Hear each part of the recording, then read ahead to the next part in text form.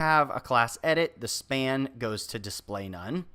And then class edit, the input gets display initial. So now the input is shown. When edit is on, span goes away, input gets hidden. So 3 simple CSS rules, and I have the functionality for that. So now on JavaScript, when I click on an LI, I want to add the edit class. So now I'm in edit mode. I type in my input, and when I blur my input, whenever I leave, or whenever I hit the enter key. So that's be something I add too. Whenever I leave or hit the enter key, then I want to update this with my value that I changed. And then I want to remove my edit class. So that's kind of my program. Let's go ahead and write it. You'll actually see it's pretty simple. So let's go ahead and first get our checklist UL right here. So that's ID checklist. So we're going to go checklist equals document get element. So I'm using JavaScript events to do this simple to-do list editor, which we're going to build today. I can change it to apple, or I can change it to watermelon.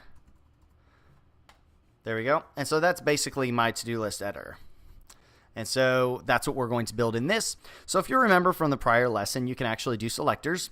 Let me kind of show you what this app is going to be. Let me show you the HTML and kind of what I'm envisioning here. So basically I have a UL with 3 LIs in it. Those are their 3 LIs. Each LI has a span and an input. So the span is what I see when I'm not in edit mode.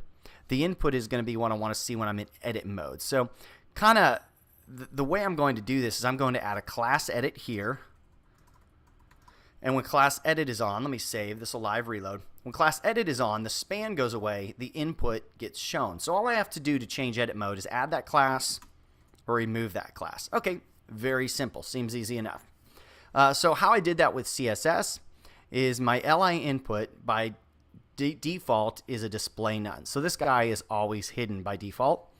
And then when you have a class edit, the span goes to display none. And then class edit, the input gets display initial. So now the input is shown. When edit is on, span goes away, input gets hidden. So